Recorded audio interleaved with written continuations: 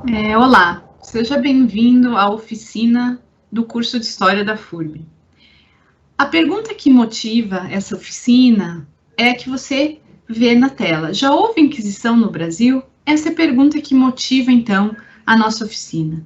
Mas antes de iniciarmos, o tema que nós vamos tratar hoje, eu queria falar um pouco para vocês do curso de História.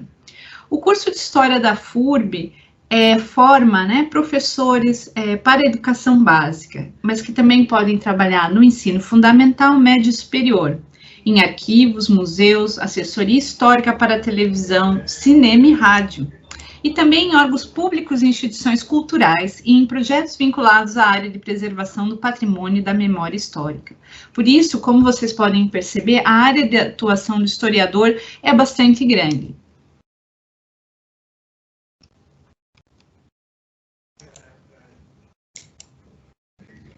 Bem, agora que você já sabe um pouco mais, sobre o curso de História, vamos falar do tema da nossa oficina, que é a Inquisição. Afinal, esteve no Brasil? Antes da gente falar da presença da Inquisição no território onde hoje é o Brasil, é importante a gente entender a história da Inquisição em si. Então, a Inquisição é uma instituição do século XIII, e ela foi criada pelo papado para combater os movimentos que, na época, contestavam os dogmas da Igreja Católica. No entanto, essa Inquisição medieval, ela era bastante diversa e não possuía um tribunal permanente, ou seja, ela não era uma instituição completamente organizada.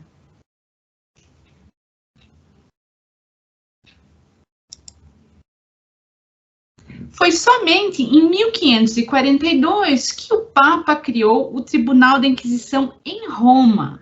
E esse tribunal tinha como principal objetivo combater a reforma protestante.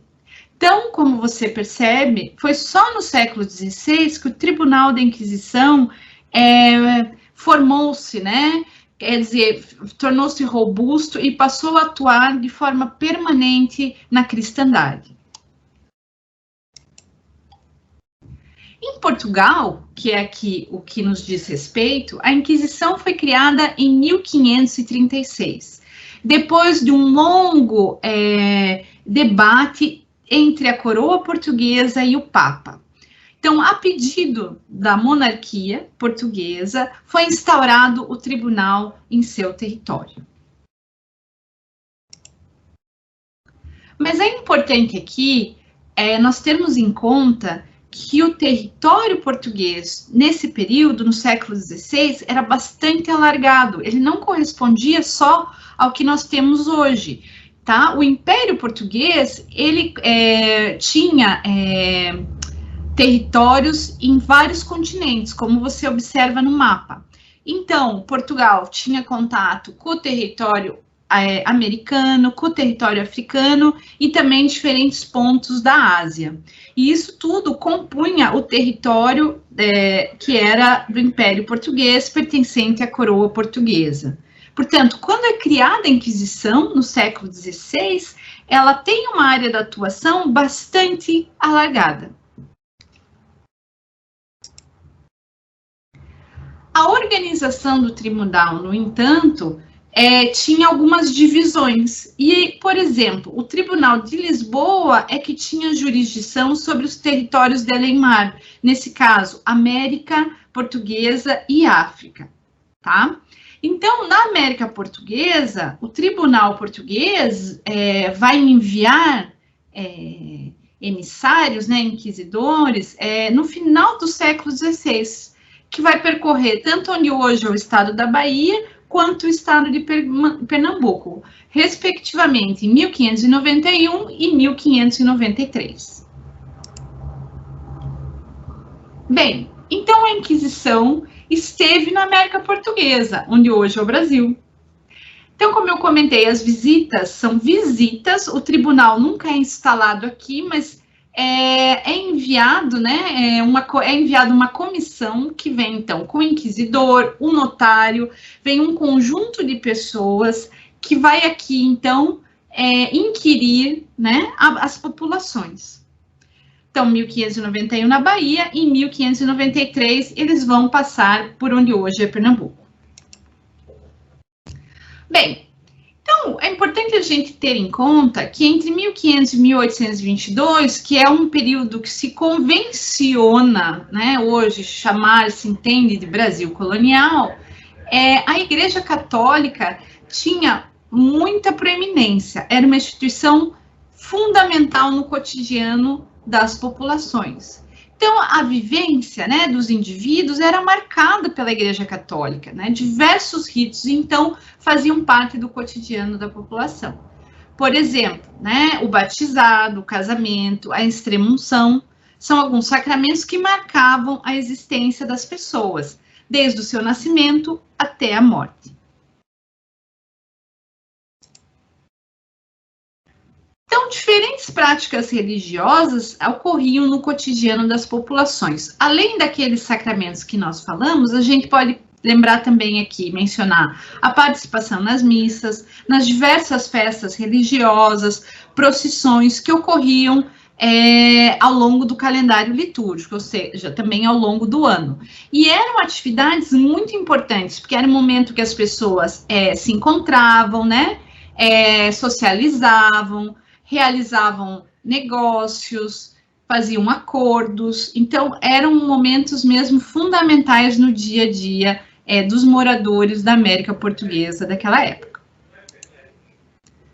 Bem, então a Inquisição chega aqui no final do século XVI, a mando da coroa portuguesa, então é uma parte do Tribunal de Lisboa que se desloca até aqui. E hoje nós conseguimos saber, né, o resultado ou alguns resultados dessas visitas, porque foram produzidos documentos por esse tribunal, tá? Então foram denúncias e confissões que eram anotadas pelos inquisidores. E aqui nós temos um exemplo, né, de um desses documentos. Hoje esses documentos estão preservados e fazem parte do acervo do arquivo da Torre do Tombo em Lisboa. Bem, então, essas visitas resultaram, né, no apontamento de várias denúncias e confissões. Muitas pessoas denunciaram, né, outros indivíduos e foram questionadas pelo inquisidor.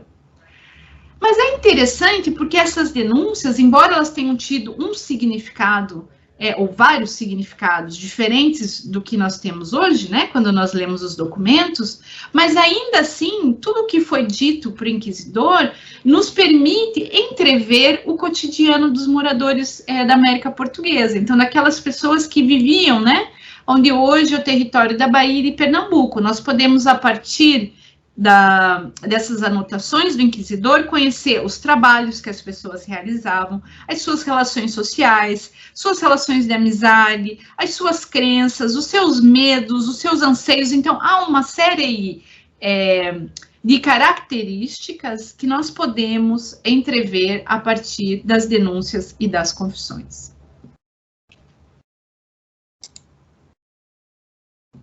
Então, afinal, o que nós podemos ler nesses documentos? Então, aqui a gente tem um exemplo de uma das confissões que foram realizadas na Bahia, e foi a confissão do João Gonçalves. Ele nasceu no Brasil, ele era alfaiate, e provavelmente um tanto atormentado, ele foi lá, né, quer dizer, preocupado com o que podia acontecer, foi até o inquisidor e confessou em janeiro de 1592. Disse ele: andou no dito sertão, que na altura era o interior do Sergipe, 1 mês e meio. E nesse tempo, nos sábados e sextas-feiras, e dias que não eram de carne, ele confessante comeu sempre carne. Bem, a partir desse trecho, a gente constata que o João Gonçalves desobedeceu uma das regras da igreja, que na época era o jejum obrigatório, né, de carne às sextas-feiras. Então, ele desobedecendo, né, esse jejum, ele corria em risco de ser incriminado pela Inquisição, por não ser um bom católico e não ter seguido as regras, né, do que era imposto pela igreja. Além do jejum, o que mais que poderia ser confessado? Então, também nas confissões da Bahia, né, a gente pode ver o que foi lá dizer o Gaspar Rodrigues. Ele também nasceu no Brasil e ele, enquanto esteve doente, ficou hospedado na casa da sua irmã. E lá ele disse o seguinte, o Gaspar: um dia, com muitas dores, disse que já que Deus não tinha poder para lhe tirar as dores, viessem os diabos e o levassem.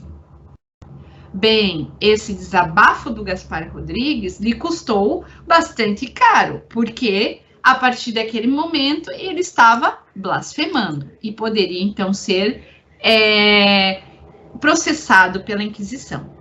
Então, aqui eu trago algumas reflexões a partir daquilo que nós vimos, né? A blasfêmia também era um pecado grave, tá? Não era só o jejum, por exemplo, pois não somente utilizava o nome de Deus em vão, como foi o caso de Gaspar, do Gaspar que nós vimos ali, né, no slide anterior, como também resultava em alguma forma de contestação. Ou a blasfêmia também distanciava-se, às vezes, dos dogmas da Igreja Católica, e por isso era um pecado grave. As formas de alimentação, as palavras malditas e até cerimônias pouco católicas e adivinhações eram motivos de preocupação para os inquisidores. Então, todas essas situações, né, vão aparecer nessa documentação, tá? Escrita pelo notário da Inquisição aqui onde hoje é o Brasil. Só que além disso que nós comentamos aqui, outras questões relacionadas ao cotidiano podem ser avaliadas, né, nessas fontes. Como eu comentei anteriormente, por exemplo, as relações entre amigos, entre esposos, elas podem ser mencionadas, e foram por vezes mencionadas, para o inquisidor que o notário apontou. Então, tanto o inquisidor quanto o notário registram ali esses momentos. É isso, obrigada. Se vocês quiserem saber mais sobre o curso de História, se ficaram curiosos, se acham interessante esses temas, acessem o site do curso de História, que vocês veem o endereço, para saber mais. O curso de História tem vários grupos de pesquisa, realiza diversas atividades, e tem a sua matriz, né, toda já concebida no intuito de formar bons profissionais. Por isso, venha e conheça. Até mais.